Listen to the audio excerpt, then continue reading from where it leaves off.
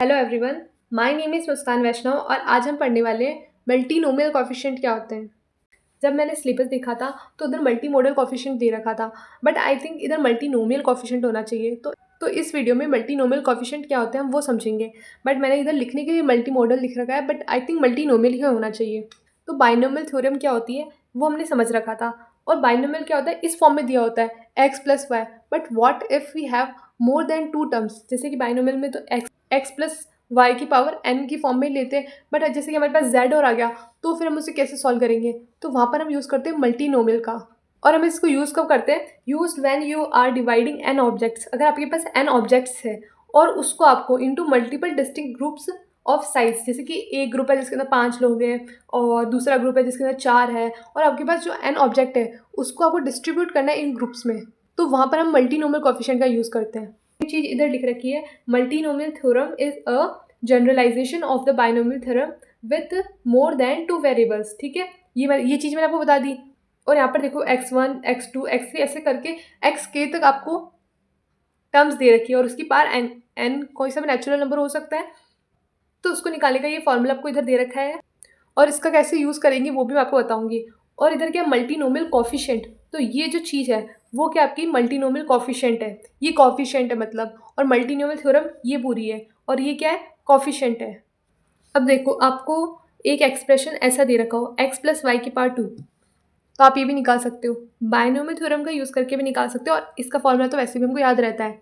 अगर x plus why they रखा है तो भी निकाल सकते हो, x प्लस वाई का क्यूब दे रखा है तो भी निकाल सकते हो, और x प्लस वाई की पावर 4 दे रखा है तो भी आप निकाल सकते हो बाइनोमियल थ्योरम की हेल्प से। बट अगर आपको x plus y plus z का क्यूब दे दे, स्क्वायर दे दे, तो आप कैसे निकालोगे। तो हम यूज़ करेंगे मल्टीनोमियल का। इसे हम एग्जाम्पल की हेल्प से समझते हैं और इसे हम इसका यूज़ करते हुए सॉल्व करेंगे। यहाँ पर ये देखो समेशन है रहेगी, जैसे कि जैसे इसकी पावर 3 है तो n1 plus n2 plus n3, ये टोटल कितना है, इसकी पावर 3 है। फिर इधर क्या लिख रखा है, n फैक्टोरियल। n फैक्टोरियल मतलब इसका फैक्टोरियल, 3 फैक्टोरियल मतलब इसकी पावर जो है उसका फैक्टोरियल। और फिर क्या लिख रखा है, n1 फैक्टोरियल, n2 फैक्टोरियल, और ऐसे करते करते nk फैक्टोरियल। तो इधर हम क्या लिखेंगे, n फैक्टोरियल, n2 का फैक्टोरियल और n3 का फैक्टोरियल।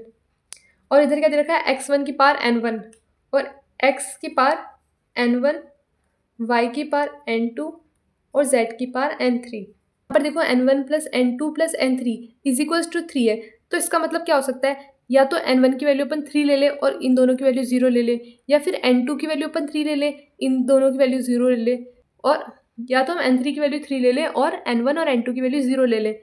और या फिर अगला केस क्या हो सकता है, n1 की वैल्यू 2 ले ले, इसकी वैल्यू 1 ले ले। तो ऐसे केसेस बनेंगे, जैसे यहाँ पर मैं लेती हूँ 3 0 0, मतलब n1 की वैल्यू कितनी होगी 3, और n2 की वैल्यू कितनी होगी 0, और n3 की वैल्यू कितनी होगी 0। तो अब मैं ये जो n1 n2 और n3 की वैल्यू है वो मैं इधर रखूँगी, तो क्या आएगा 3 फैक्टोरियल, n1 की वैल्यू क्या है 3 फैक्टोरियल, और इनकी 0 फैक्टोरियल और 0 फैक्टोरियल।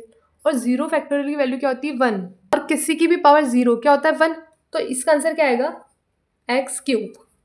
और ऐसे ही आप अगर n2 की वैल्यू 3 रखें और बाकी सब की वैल्यू 0 रखें तो क्या आएगा वाई क्यूब, और इधर आप n3 की वैल्यू 3 रखें तो क्या आएगा जेड क्यूब।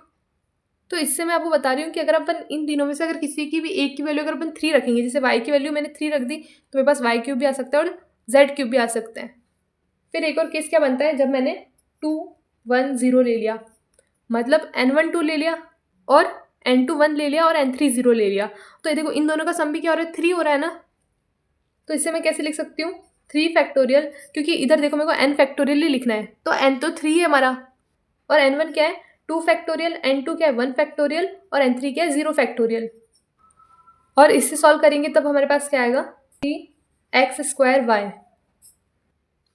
अब देखो मैं यहाँ पे सारे केसेस से डिस्कस नहीं करूँगी, मैं आपको एक केस की हेल्प से 4-5 केसेस और समझा दूंगी। जैसे मैंने यहाँ पर आपको एक केस लिया कि अगर मैं n1 की वैल्यू 3 लेती हूँ तो मेरे पास क्या आ जाएगा एक्स क्यूब, और अगर इसकी वैल्यू 3 लूँगी तो वाई क्यूब, और इसकी वैल्यू 3 लूँगी तो जेड क्यूब। ऐसे देखो यहाँ पर मैंने n1 की वैल्यू 2 ली है, अगर मैं एक और केस है जिसके अंदर मैं n1 की वैल्यू 0 ले लूँ, n2 की वैल्यू 2 ले लूँ और n3 की वैल्यू 1 ले लूँ, तो मेरा आंसर क्या आएगा y²z।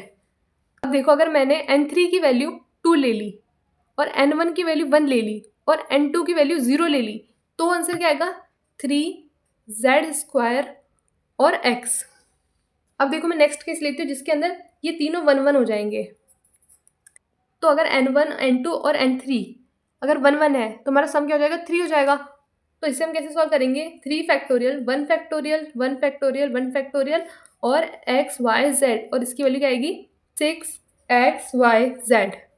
अब देखो मैंने आपके सामने यहाँ पे 3 केस डिस्कस करे हैं, पर इन 3 केस की हेल्प से बहुत सारे केस हमने सॉल्व कर लिए हैं। अब देखो यहाँ पर क्या समेशन है किसका, जैसे n1 n2 n3 तो 3 होना चाहिए, मतलब इन तीनों का जो सम है वो 3 होना चाहिए। आप यहाँ पे कोई सी वैल्यू रख लो, या तो 0 0 रख लो, 3 रख लो, मतलब n1 n2 और n3 की वैल्यू कुछ भी रखो, बट इन तीनों का सम क्या होना चाहिए, 3 होना चाहिए।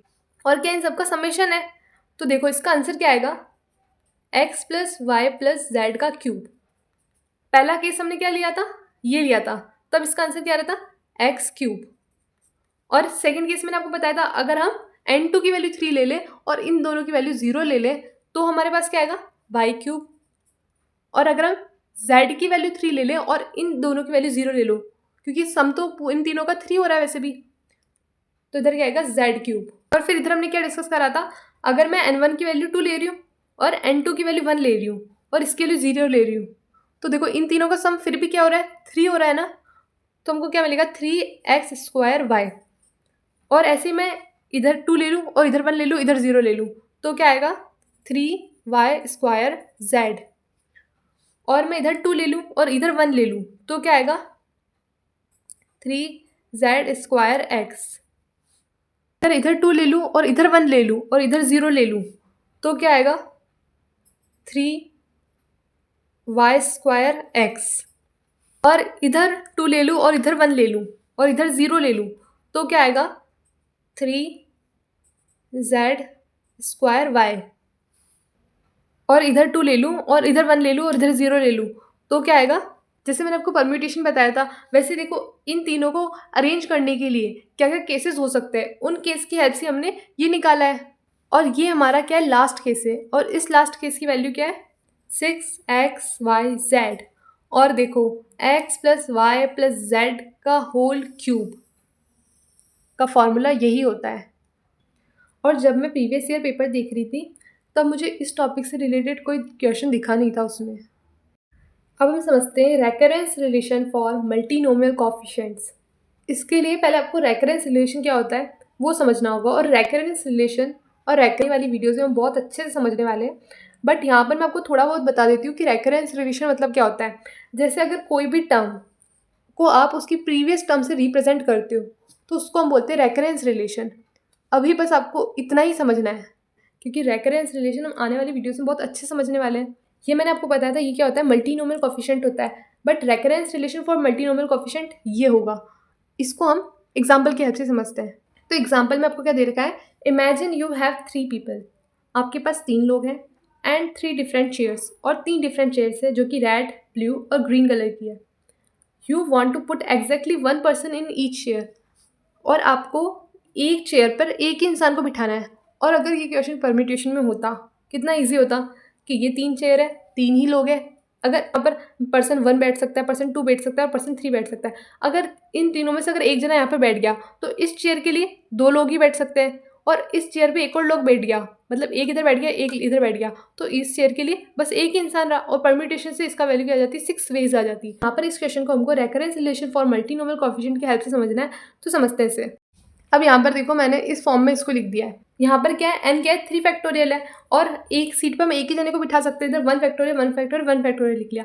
अब यहाँ पर मैंने 2 फैक्टोरियल क्यों लिखा, यहाँ पर n-1 लिख रखा है, बट इधर n-1 क्यों लिख रखा है, क्योंकि इस केस में हम क्या मान के चलते हैं कि हमने एक इंसान को एक सीट असाइन कर दी है, इसलिए अब बची कितनी 2 सीट, और उस 2 सीट के लिए हमको लोग बिठाने हैं, तो इसलिए मैंने 2 फैक्टोरियल लिया है।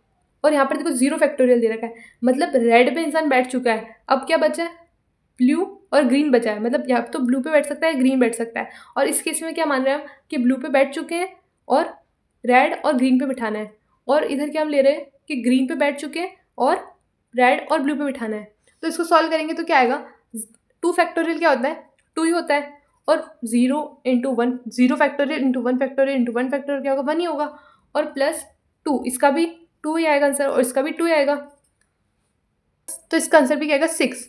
मैंने क्या बोला था, आंसर सेम आएगा। तो इस 6 ऐसे वेज हो सकते हैं जिसके अंदर हम 3 लोगों को, जो 3 चेयर्स है, उस पे कैसे असाइन करेंगे कि एक चेयर पे एक ही इंसान बैठे। अब अगर आपको वीडियो पसंद आई तो आपको क्या करना है, चैनल को सब्सक्राइब कर लेना है फॉर आने वाली नेक्स्ट वीडियोस के लिए, for latest update, and video को लाइक करना ना भूलें। स्टे ट्यून, मिलते हैं नेक्स्ट वीडियो के साथ में।